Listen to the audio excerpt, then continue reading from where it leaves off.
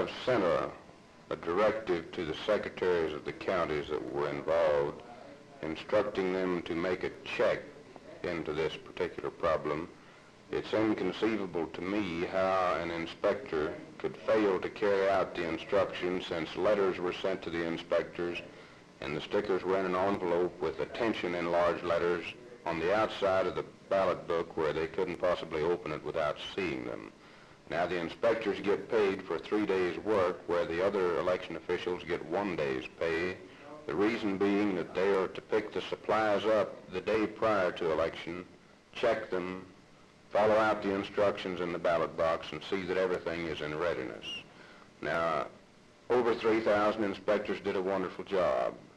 To my knowledge, there are 4 in the state that were either too careless or couldn't read or for some reason didn't carry out these very simple instructions. It's my opinion that if they are that disinterested and that careless, they should be removed in fairness to those that did a good job and should be replaced by competent people that do the work that is outlined. There were some reports that a few people might have violated their secrecy oath and revealed some of the returns before the polls officially closed. Do you plan any action in this? We don't have any definite information as to just who it was that violated the oath. It's certainly a violation of the law, since the counters take a specific oath saying that they will not divulge the result of the election until it's over, and you can see why, the reason for the oath, because they could easily influence a man's vote that wanted to jump on the bandwagon. I've heard some questions from people who did not register and vote in the primary, wondering if they can vote in the runoff. Can this be done? Yes, if a man is eligible to vote and has not registered, he will be allowed to register any time between the 7th of July and the 11th of July, and that will qualify him to cast a ballot in the runoff.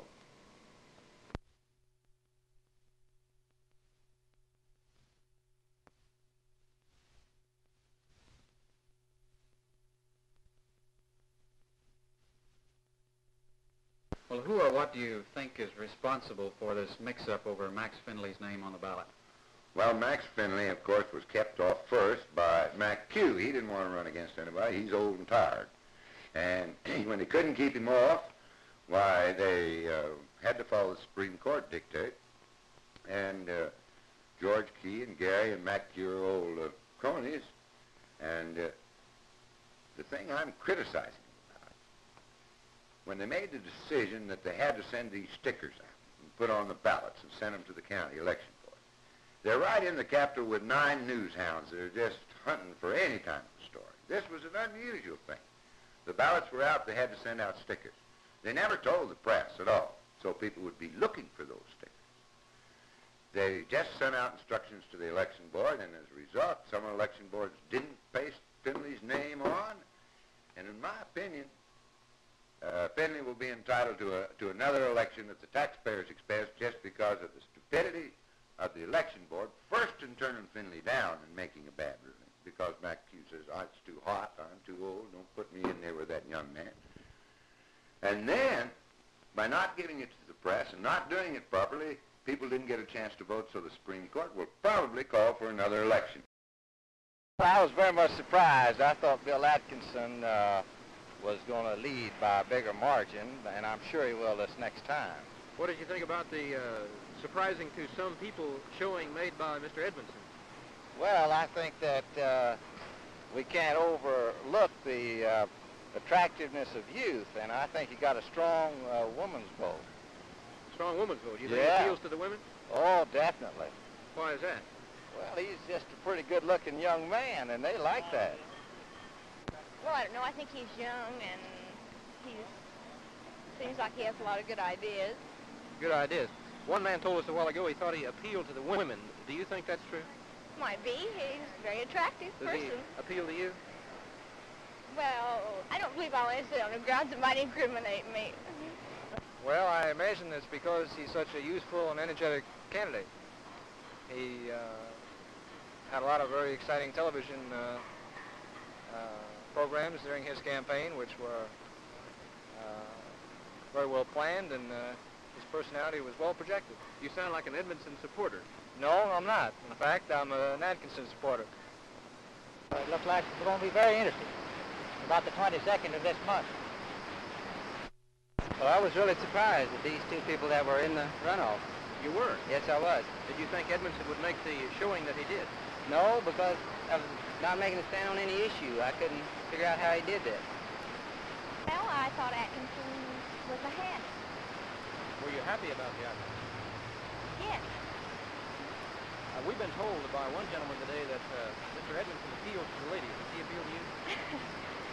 Well, I don't know exactly how you mean that. His look. Yes, I think so. But that's not the reason. No, I guess that prairie fire caught fire. Well, I certainly was surprised to think that a man as young as Edmondson would place in the runoff.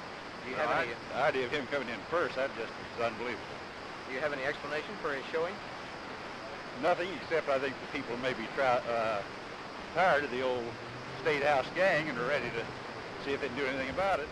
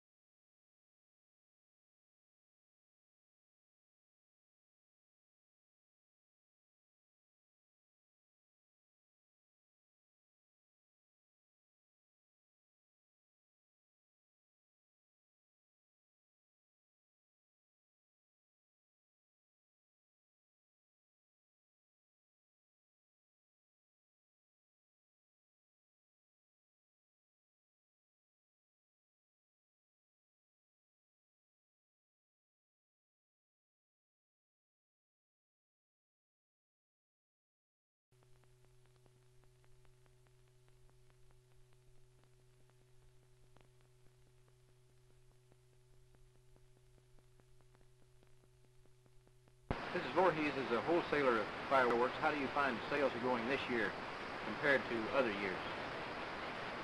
Well, according to our customers, they are running more per day than they did this time last year. And I have shipped out quite a bit more than we did last year. Percentage-wise, about how much more do you think you'll sell this year than the last several years? About 20%. About 20% more. What about the total retail sales for this year? Would you care to give us a wild guess on what they'll be for the Oklahoma City and surrounding area in fireworks? Oh, $250,000. That much, really? That's amazing.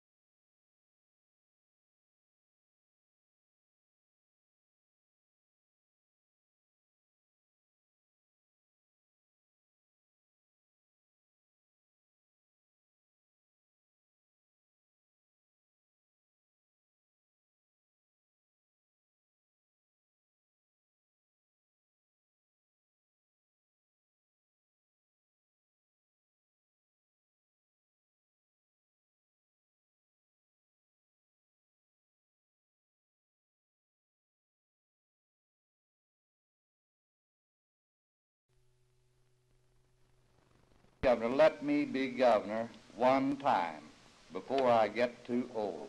Thank you.